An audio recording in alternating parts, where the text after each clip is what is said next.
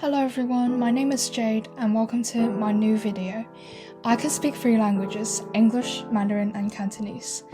I'm now trying to study Spanish in the UK because I needed it for my GCSEs and it's quite fun. Today I'll be sharing with you strategies and tips I've learned over time to master studying another language, and whether you're learning for school, for your family, or to flex and impress your friends and teachers, these tips will help you very well. Let's get started. No matter what language you're learning, there are 4 basic aspects you have to learn. These are speaking, listening, writing and reading, and you have to learn vocabulary and grammar as well. It comes with that. These are very basic and very useful language skills, and if you're good at all 4 areas, you're on your way to becoming fluent. To do so, you have to understand the grammar and the vocab. My first tip is to gather all the resources you can find. Finding people who speak the language is helpful, and they have an all-rounded understanding. You can find people online in Discord servers. Stay safe while you're doing so. Or you can speak to a teacher if you're in school. You can find websites and dictionaries to use. And if you're learning a language as a GCSE student, you can also buy CGP textbooks since it's a nice summary.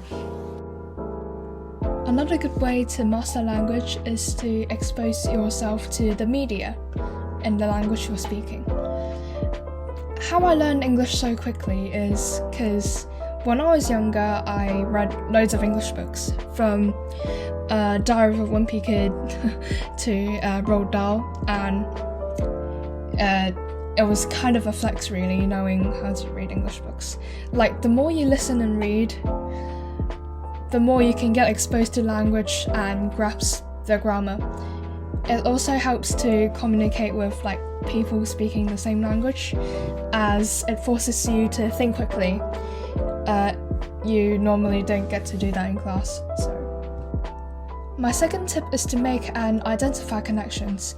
Technically, you can apply this in all of your learning, but the idea is, when you're learning languages, you can try identifying words before.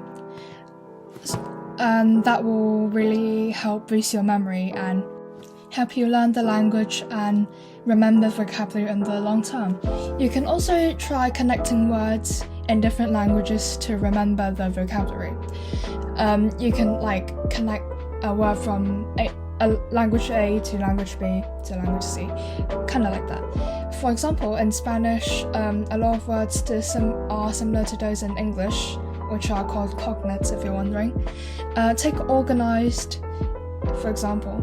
Organized in Spanish is organizado or organizada, and in English it's organized. And you can make that connection and it will help you remember the word.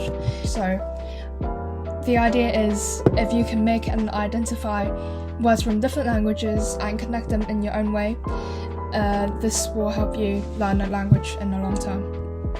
The last tip I have is to keep a diary, to have a notebook, and do some flashcards. Keeping a diary is the best way to practice a language.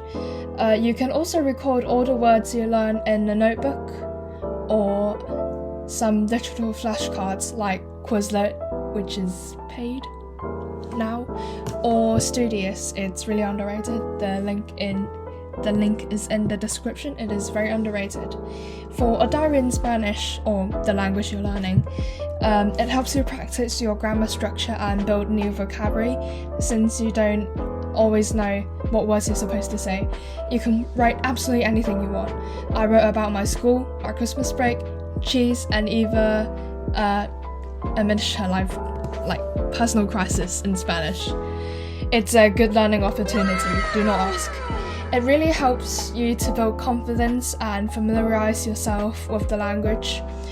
In my opinion, learning languages is a very nice and enjoyable process, and it gives you loads of opportunities in different careers, like being a languages teacher or a translator, which will help make schools and the people you're working for impressed. It allows you to connect with other people and improves your ability to memorize information, not just in languages but in other subjects. Putting the time and effort into learning a language can also help boost your confidence as well, and it's just a really nice skill to have, really. And it's a good step to help you be in the way to become like the best you can be. I hope you really enjoyed this video. You can share this video and subscribe if you found this video helpful. Thank you for watching. Have a nice day.